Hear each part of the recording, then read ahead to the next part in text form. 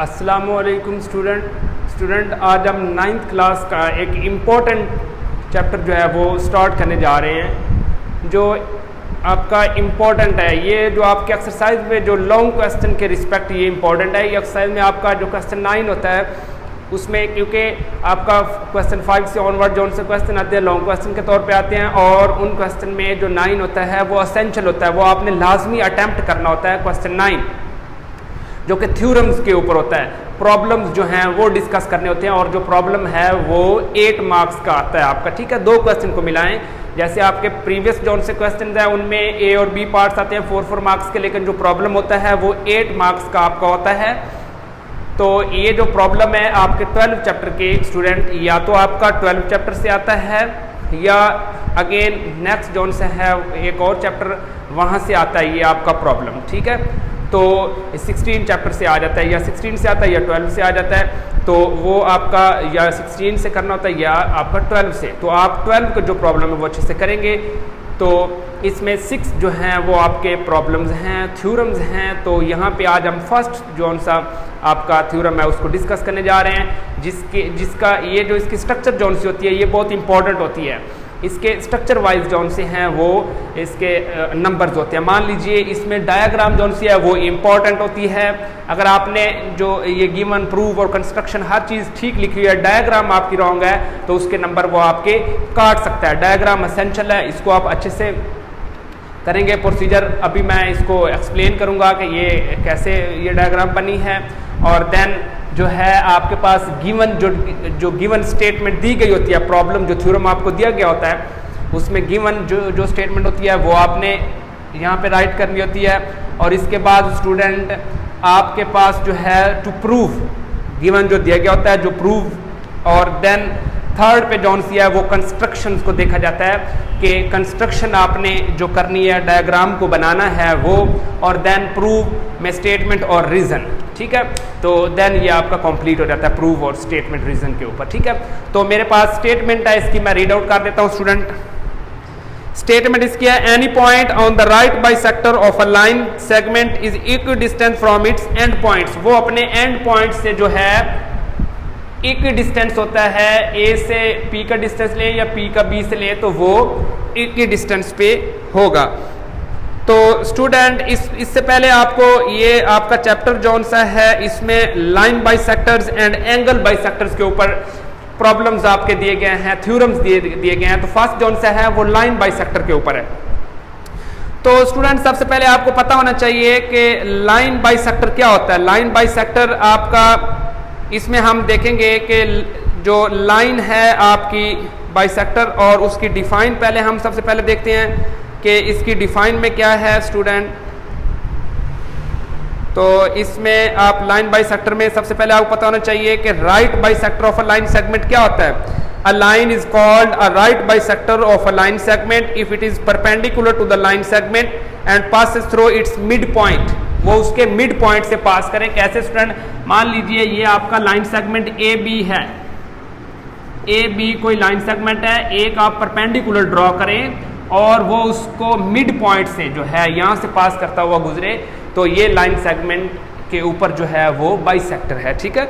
Line right bisector of line segment कहेंगे इस line segment का, ये राइट बाइसेक्टर है। राइट मीन कि इसके ऊपर यहाँ पे जो एंगल बनाता है वो राइट एंगल बनाता है, 90 के एंगल, इस वजह से इसको राइट बाइसेक्टर कहते हैं, ठीक है स्टूडेंट। तो स्टेटमेंट अगेन मैं रीड आउट कर देता हूँ कि any point on the right bisector of a line segment is equi distance from its and point. वो अपने एंड पॉइंट से जो है वो इक्वी डिस्टेंस पे होता है, इक्वल डिस्टेंस पे होता है। तो इसके गिवन में क्या है स्टूडेंट, आपको जो दिया गया है, a line L M intersect the segment A B at the point C. देखें स्टूडेंट, आपने एक लाइन सेगमेंट बनाया ए बी, एक लाइन सेगमेंट ए बी बनाया और एट अ पॉइंट सी जो एल एम है वो इंटरसेक्ट कर रहा है। एल एम मान लीजिए ये ऊपर से जो आपने परपेंडिकुलर ड्रा किया था वो जो है लाइन सेगमेंट बी इंटरसेक्ट कर रहा है एट पॉइंट सी। ये मान लीजिए को सी है, इसको इंटरसेक्ट कर रहा है, ठीक है। दरमियान से जो है वो इसको काट रहा है, इंटरसेक्ट कर रहा है, ठीक है, परपेंडिकुलर। नेक्स्ट स्टूडेंट वो कहता है कि such that LM is perpendicular to AB, जो LM है वो AB के ऊपर परपेंडिकुलर है। अभी हमने बात किया है कि जो आप परपेंडिकुलर ड्रॉ करेंगे वो AB के ऊपर जो है वो परपेंडिकुलर, ये जो लाइन हमने ड्रॉ की है वो AB के ऊपर जो है वो परपेंडिकुलर है। And AC is equal to BC, this mean के ये AC जो है वो इक्वल है CB के। BC या CB कर ले, इससे कोई फर्क नहीं पड़ता, ठीक है स्टूडेंट। और P is a point on LM, ये जो LM आपने लाइन ड्रॉ की थी उसके ऊपर एक P पॉइंट हमने ले लिया है उस लाइन के ऊपर, ठीक है। ये तो थी आपका स्टूडेंट गिवन था, जो आपको गिवन दिया हुआ है। देन प्रूव आपने क्या करना है कि PA और PB का जो डिस्टेंस है वो आपस में इक्वल है। P का A से डिस्टेंस और P का B से जो डिस्टेंस है वो आपस में इक्वल होना चाहिए। तो कंस्ट्रक्शन में क्या किया था, join P to the point A and B। तो ये जब हमने इसको ड्रॉ कर लिया था तो स्टूडेंट इस पॉइंट को यहाँ पे आपने मिलाना है। ये जो P पॉइंट डिसाइड किया था, कौन सा पॉइंट डिसाइड किया था स्टूडेंट, ये आपका पॉइंट जो है यहाँ पे P था, ठीक है। ये ऊपर लाइन जा रही है, ठीक है। P पॉइंट को आपने A से मिला दिया और P पॉइंट को आपने B से मिला देना, ठीक है। तो ये जौन सा ये L है और यहाँ पे ये M है, ठीक है स्टूडेंट। ये आपने कंस्ट्रक्शन किया, ये डायग्राम आपकी कंप्लीट हुई। तो नेक्स्ट आपने क्या करना है स्टूडेंट, प्रूव करना है। स्टेटमेंट होगी आपकी और देन आप रीजन देके कि ये क्यों आया, इसकी क्या जरूरत थी। पहला वो कहता है इन ट्रायंगल ACP, AC और P, ये आप देख सकते हैं कि एक आपकी ट्रायंगल बन रही है, वो आपस में सिमिलर हैं ट्रायंगल BCP के, ट्रायंगल BCP। तो ये दोनों जो हैं वो आपस में आपका जो ट्रायंगल बन रही है, it is clear that from the diagram. Next student उसने दिया हुआ है AC जो है वो इक्वल है BC के, AC जो है वो BC के इक्वल है। तो ये हमें ऑलरेडी गिवन स्टेटमेंट दी हुई थी, हमने गिवन में भी ये लिखा था कि जो AC है वो CB के इक्वल है। नेक्स्ट स्टूडेंट ये एंगल को मेजर कर रहा है, जो मेजर एंगल है ACP का, ACP का जो मेजर एंगल है वो इक्वल है मेजर BCP के, BCP। आप देख सकते हैं ये भी मान लीजिए अगर 90 है तो ये भी जो है वो भी 90 ही होगा, ठीक है। ये क्या है, ये कहां से आया, PC is perpendicular to AB, जो PC है PC is perpendicular to AB। ये जो साइन है स्टूडेंट ये परपेंडिकुलर का है, और दो लाइनें हों तो ये पैरेलल का साइन होता है, ठीक है। जब दो लाइन पैरेलल हो तो हम वो वाला ऊपर वाला साइन यूज करते हैं परपेंडिकुलर के लिए। वो कहता है PC perpendicular AB so that each measure at C is 90, C पे जो है वो हर मेजरमेंट जो है वो 90 ही कंसीडर होगी, ठीक है।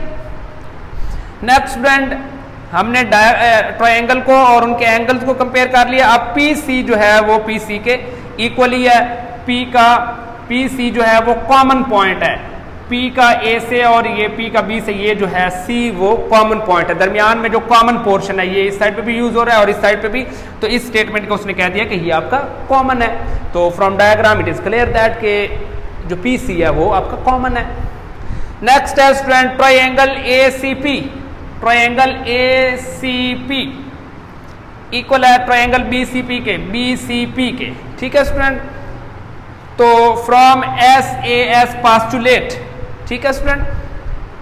तो नेक्स्ट आपका हेंस जो है इट इज प्रूव दैट कि जो PA है वो इक्वल डिस्टेंस है PB से, ठीक है। इनका जो है वो आपस में इक्वल है। तो ये आपका स्टूडेंट प्रूव हो गया है कि any point on the right bisector of a line segment is equal distance from its and point, वो अपने एंड पॉइंट से जो है एक ही डिस्टेंस पे होता है। तो ये प्रॉब्लम जो से स्टूडेंट एक सीक्वेंस के साथ जो है आप पहले डायग्राम बनाएंगे, स्टेटमेंट आपको गिवन होगी, देन आप गिवन लिखेंगे जो स्टेटमेंट में गिवन दिया गया होगा, और उसके बाद आपने प्रूव और देन थर्ड पोजीशन पे कंस्ट्रक्शन और फिर आगे प्रूव और स्टेटमेंट देनी है, ठीक है।